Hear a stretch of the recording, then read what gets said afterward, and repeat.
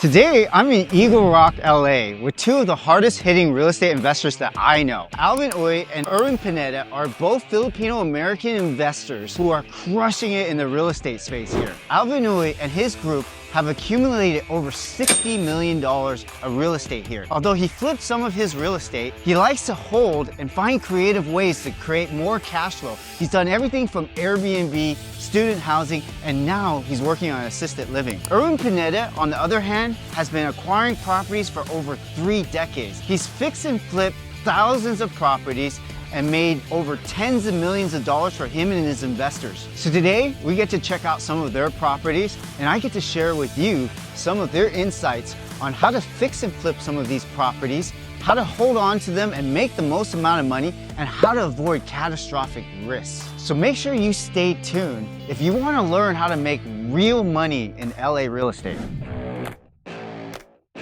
How much did you get this thing for? What? Why do you guys buy so many properties in Eagle Rock? Is it because you guys are Filipino? Oh yeah, the food's great here. Exactly, right? Great Filipino for anywhere else.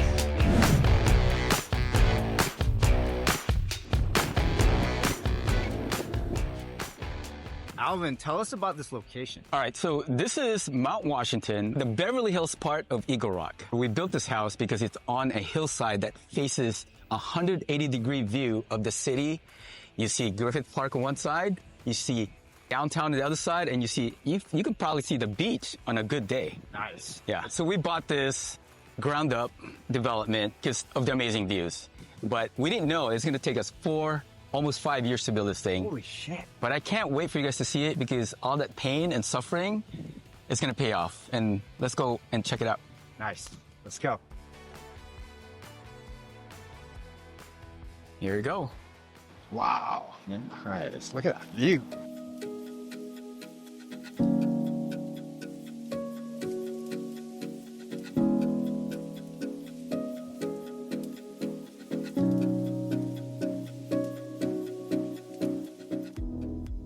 Wow, this is a great open space, man. I love what you did with this place. Let's talk about the living space real quick. The idea of this is you got this indoor, outdoor kind of entertainment space. So this house is built to entertain. I can definitely see having parties here with that deck. And then you have a deck upstairs. Yeah, so we have this deck right here, but we also have an upper deck where you could see even more of the view. Tell us how you came up with this design. So this design is actually something that our team put together. How was it to build a foundation? Because I noticed we're on a very steep hillside with this incredible view. Yeah, so anytime you build on a hillside's actually one of the hardest things to build. Right. Especially in a grade like this where it's really extreme. To build something on a hillside like this, you have to use what's called caissons. Those are really expensive to do, and it took us about maybe 6 months just to put the caissons alone. And we spent about $250,000 just on foundation. I spent a lot of time working on this house. You know, at this point, I'm very heavily invested, but not only my emotions, but my time and also my money. Having built this for 5 years, man, I'm kind of in this dilemma where should I sell this thing or should I keep it? What do you think? Why did you use all your money on this house, or why did you use cash in this house? Wouldn't it be better to have gotten some building financing? You know, at the time, when you buy land, you only have 2 options. You have to either buy it cash or leverage some financing on it, but knowing that it's gonna take a long time, I didn't want my money stuck on that. I didn't want to be paying the interest rate.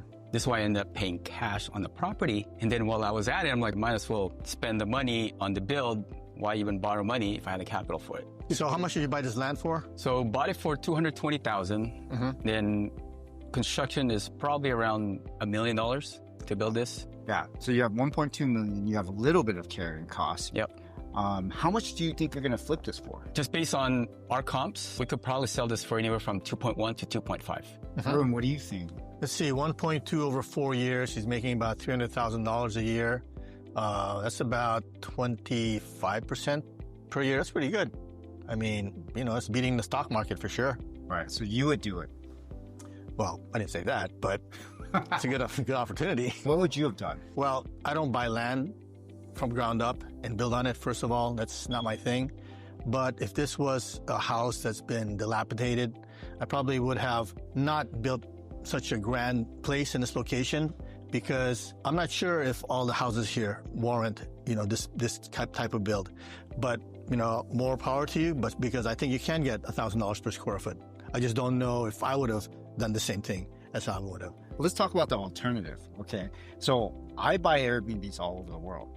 I need a place in LA. I can foresee myself buying a spot like this. When I come here, I have a place in LA. But I live in the Philippines most of the time. When I'm gone, we'll rent this out and make some amazing cash flow, I'm assuming. How much do you think we can make on Airbnb on this? All right, so I actually ran AirDNA on this, and it says that I can probably get about $150,000 a year on an average based on 80% occupied. Okay, so if $150,000 a year gross, your net is probably gonna be, give or take, about 100 to 110, right? So 110,000 optimistically at a $2.5 million valuation. What's the cap rate? Less than 5%. Yeah. Like 3% cap rate. Yeah. So for me, as a new Airbnb investor, I don't see it. Especially if you have money stuck in it. Right. Yeah. So 1.2 million in capital stuck in a project. This is why I'm trying to decide whether I should sell it or not. You should sell it. Yeah. The numbers are there. So what else would you do with this if you're not going to Airbnb it? Well, nothing.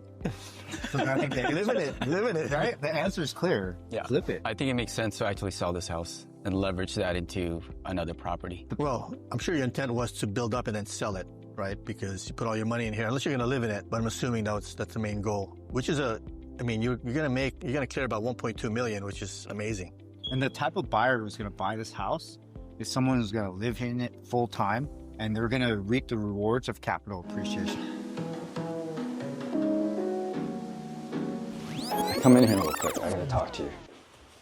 John, what are we doing in the bathroom? I gotta ask you what you really think about this place. Would you have done it? No, man, would not have done it. Why? Well, my thing. First of all, I don't buy land, and if I do, I'm just gonna flip it to another developer. Because come on, this property's on a hillside. You never know what's gonna happen. Right. I don't know if you're gonna get the permits. I don't know if you're gonna build something where it's gonna slide right down the hill. You never know, right? Right. I mean, what, $1.2 million investment for 5 years? That's not my thing. Super risky.